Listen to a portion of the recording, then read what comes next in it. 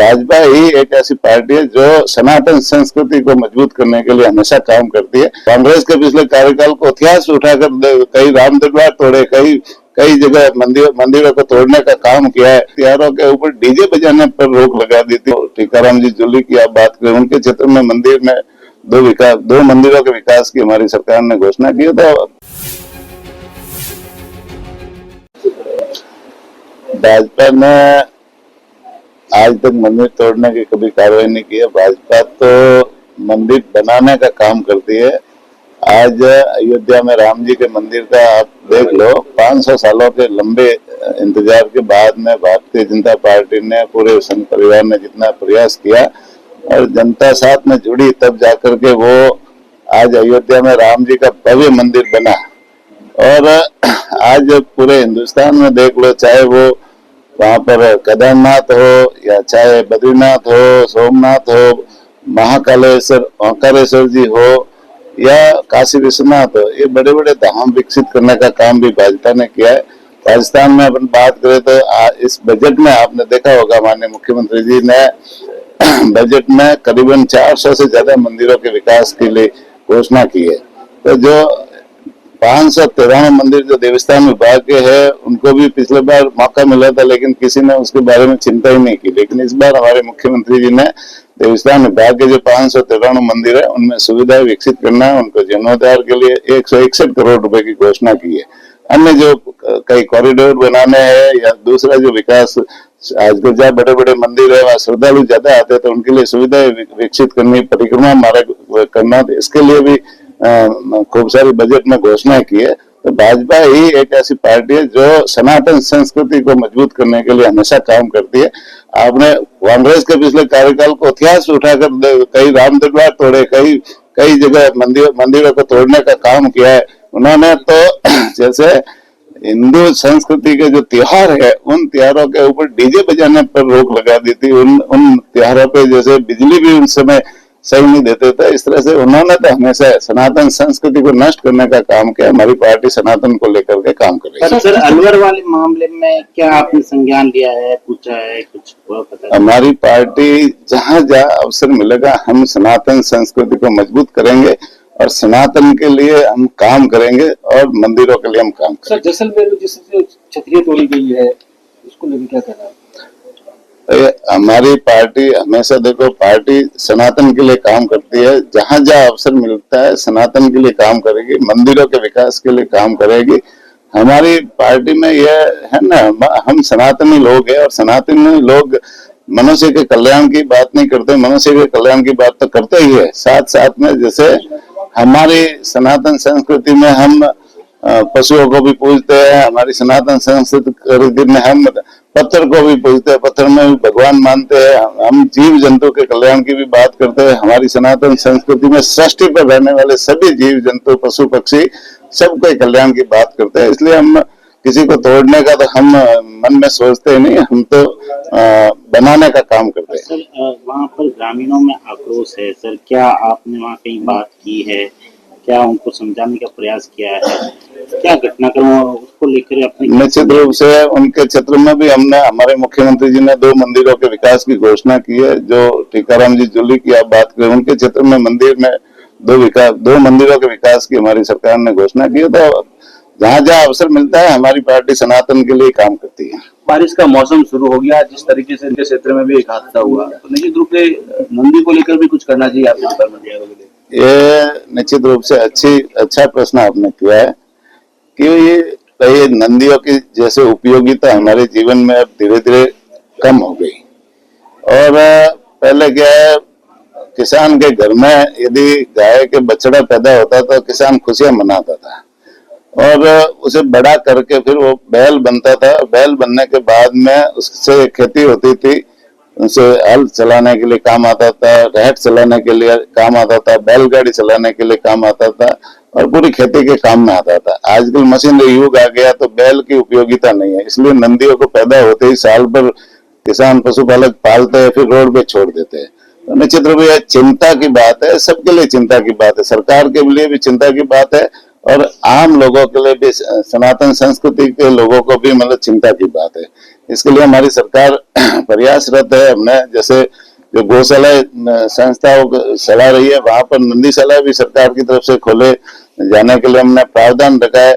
90% जहाँ नंदीशाला खोलते हैं उनको 90% राशि हम निर्माण के कामों के लिए देते हैं। गौशाला खोलते हैं उनको भी देते हैं।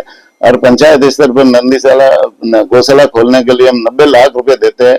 पंचायत समिति स्तर पर जो नंदीशाला खोलनी है उसमें 1,56,00,000 का प्रावधान है। जिला स्तर पर नंदीशाला खोलने की योजना है। तो इन नंदियों की संरक्षण के लिए सरकार काम कर रही है। नंदीशालाओं के लिए हम 12 महीने का अनुदान देते हैं, गौशालाओं के लिए 9 महीने का अनुदान देते हैं। और अभी जैसे एक योजना हमने शुरू की है, वो योजना है नंदियों की संख्या कम कैसे हो। जैसे है ना, नंदी की उपयोगिता कम हो गई तो नंदियों की संख्या को कम कैसे करें, इस दिशा में हमारी सरकार ने एक योजना शुरू की है। वो है सेक्स सॉर्टेड सीमन योजना। वो एक सीमन का डोज आता है और सीमन के डोज की जैसे मार्केट वैल्यू तो वैसे 1,000 रुपए 1,000-1,200 के आसपास होगी, लेकिन हमारी सरकार, भारत सरकार है, राजस्थान को 265 रुपए में सीमन का डोज देती है और राजस्थान सरकार उसमें 75% सब्सिडी देती है। इस तरह से हम किसान के घर में सिर्फ 70 रुपए में वो सीमन का डोज पशुपालक को देते हैं। तो वो सीमन का डोज गाय के एआई कराने से उसके 90% बछड़ियां पैदा होगी और 10% बछड़े पैदा होने की संभावना है। तो ये जो नंदियों की संख्या जैसे अब है ना, सबके लिए चिंता की विषय, इसलिए सरकार भी इस दिशा में ये अभियान चला करके अभी पहले साल में हमने 1 लाख डोज देने का निर्णय लिया। आगे हम पूरा हमारा 10 लाख डोज देने की जो हमारे विभाग की मंशा है, सरकार की मंशा है, तो इसको हम अभियान के रूप में लेकर इसको चलाएंगे, जिससे आने वाले समय में नंदियों की पैदाइश कम हो, गाय बच्चियां पैदा हो, वो गाय बने और गाय बन करके निश्चित रूप से गाय तो एक परिवार का पालन पोषण करती है। उसे दूध मिलता है, दही मिलता है, घी मिलता है, छाछ मिलता है, सब कुछ मिलता है। तो उससे गाय को किसान परिवार को पालने का काम करती है और गाय की संख्या बढ़ेगी तो कई घरों का रोजगार भी चलेगा। नंदियों की संख्या हम धीरे धीरे कम कर रहे हैं और अभी जो वर्तमान की स्थिति है, जो नंदी पहले से है उनके लिए गोपक तो काम कर ही रही है। सरकार भी समय समय पर उनके लिए काम करती है। नगर पालिकाओं को भी हम पाबंद करते हैं, पंचायतों को भी पाबंद करते हैं और गौशालाओं में भी जहाँ आवश्यकता के अनुसार उनको डालने का काम करते थे। इस तरह से हम सब लोग इसमें सहयोग करें, मेहनत करें तो नंदियों के जीवन को हम सुरक्षित कर सकें। महीना है, देखो ऐसे तो हमारे मुख्यमंत्री जी ने ये 1.5 साल का कार्यकाल निकला, उसमें बहुत सारी घोषणाएं की है। हमारे पुजारियों को, जो मध्य स्थान विभाग के पुजारी है, उसमें पहले 5,000 उनको मानदेय मिलता था, 7,500 करने का काम किया है। और भोगराग के पैसे जो पहले 1,500 मिलते थे उनको 3,000 करने का काम किया है। साथ ही साथ में जैसे हमारे जो बड़े बड़े त्योहार आते हैं, होली, दिवाली, ये का नाम गणेश चतुर्थी, हनुमान जयंती, इस तरह से जो त्योहार आते हैं, वहां पर 2 बजट में 13-13 करोड़ की घोषणा की है कि उन मंदिरों में साज सज्जा हो, पूजा पाठ हो, आरती हो, दीप धूप हो, सारी व्यवस्थाओं के लिए ये घोषणा की है। और श्रावण के महीने में भी है ना, हम पिछली बार भी शिव जी के हम वो कराते थे, अभिषेक कराते थे और इस बार भी वो प्रक्रिया जारी रहेगी। जगह जगह पर हम हमारे मंदिर जो ट्रस्ट है, हमारी जो है ना विभाग है, विभाग की तरफ से शिव जी का अभिषेक भी कराया जाएगा। हमारी जो प्रक्रिया है उसमें ऑनलाइन हम आवेदन लेते हैं। आवेदन लेकर के फिर बाद में हमारा विभाग का अधिकारी एसडीओ और जो कमेटी बनी है वो इंस्पेक्शन के लिए जाती है। इंस्पेक्शन में जो कलेक्टर के वहां से रिपोर्ट आती है और कलेक्टर रिपोर्ट देने के बाद में फिर हमारा विभाग उसको अनुदान उनके खाते में जारी करता है। इसमें कई बार शिकायतें आती है कि वहाँ पशु मतलब गोवंश है जो सही नहीं पाया गया, तो वो अनुदान में कटौती हो जाती है। लेकिन पिछले जैसे साल भर पहले जैसे वहाँ जैसलमेर जिले में शिकायत आई थी, तो हमने जैसलमेर जिले की जो उन गौशालाओं को ज्यादा शिकायत थी, इसलिए उन गौशालाओं का सबको इंस्पेक्शन कराया और वहाँ का कई अनियमितता मिली। वहाँ है जो विभाग के नॉर्म्स के अनुसार वो गौशाला सही नहीं पाई गई, तो हमने 28 गौशालाएं थी उनको ब्लैक लिस्टेड किया और फिर उनमें जांच में घोटाला पाया गया तो हमने उनको एसीबी को मुकदमा दे दिया और एसीबी में मुकदमा दर्ज करा दिया।